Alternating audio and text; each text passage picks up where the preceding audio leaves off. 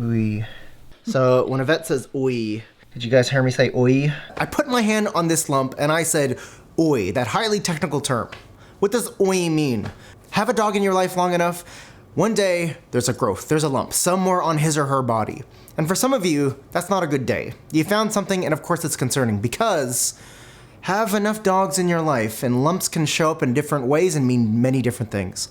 How do we figure that out? Today we find out.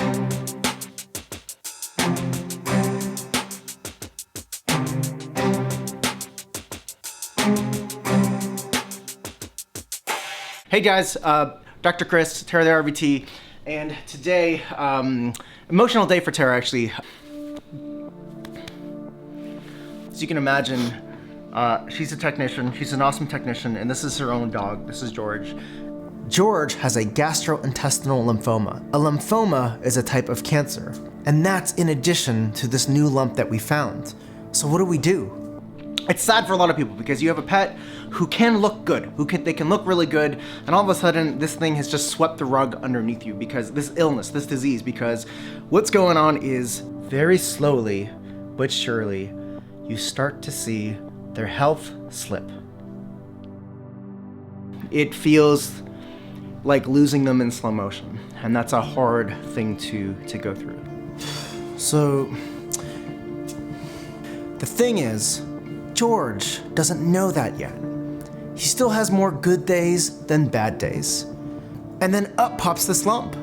If this lump is something bad, is it going to take away the time that he's got when his time is already limited? Or can this lump stay? This sort of situation, it's pretty common in vet medicine. I see it all the time. And we've got to figure out what's the balance, what's best for George and what's best for his family. So we're gonna roll him. Lots of roll. So this is an ordinary needle. This is an ordinary syringe. It's like a little vacuum. We're gonna do a fine needle aspirate. What is that? We're gonna go poke, pop. Now notice that there's nothing in the body of the syringe. The sample is hidden in the hub.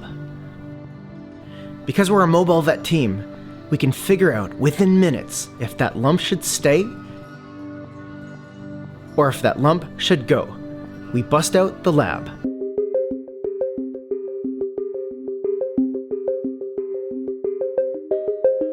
We bring equipment and special stains to our appointments.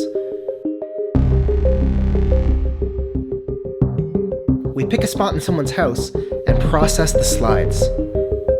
We hook up our microscope to our laptop so people can see exactly what we are seeing in real time. Red blood cells, neutrophils, those don't bother me that much if I find those in a lump. But we keep on looking. We're going to be very thorough and get the right answer for George.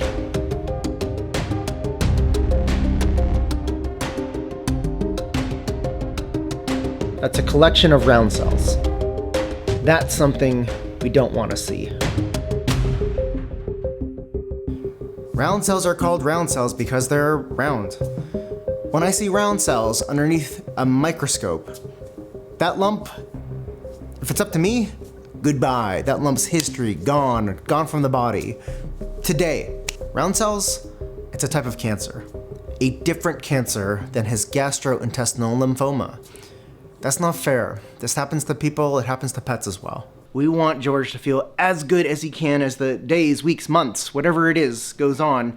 This lump, if it grows and grows too fast, he's gonna be licking at it, chewing at it. It's gonna be making him upset.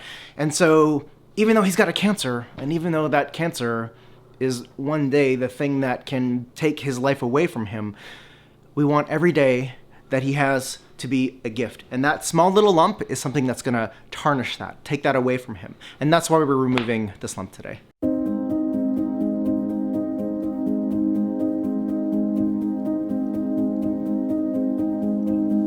We gently prepare and place a catheter for George. We could do this in someone's house. We place the catheter so we have exact control over what he gets in his body. We have emergency access to his system, just in case things don't go to plan. But most importantly, he doesn't feel constant pokes and prods. We want him to feel as good as possible. So we're giving a drug called torbugesic. So this is a sedative and a pain drug as well. So like Torb is like a type of narcotic, and Torb is interesting. Let that hit for a sec. Wait a minute. There it is. And you can kind of just see it hit his face right there. You can see his blinking getting a little bit slower. You can see he's kind of just staring off into stuff right now. We're in the clouds. We're feeling really good. Life feels good. We got some pain meds on board. Why is that also important? If you can get in your pain medication before you do anything to them, they're gonna feel it less when you've got the meds in first. It's called preemptive analgesia. You get that pain med in before you've done anything to them, they're less painful afterwards, they're more comfortable afterwards. So that simple technique right there is gonna pay dividends for making George feel good. Next step, we titrate in the sedation. This is like ballet. We're gonna balance things together.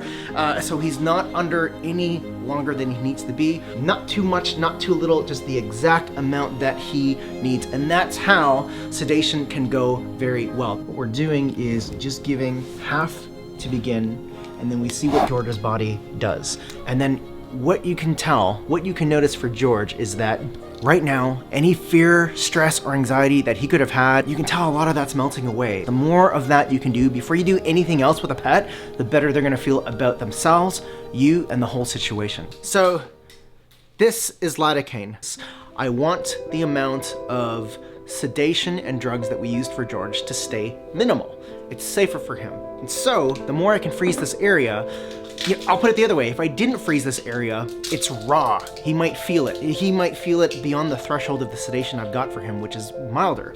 So by giving him more of the lidocaine, we're gonna try to ensure that we can just get away with what we've already given.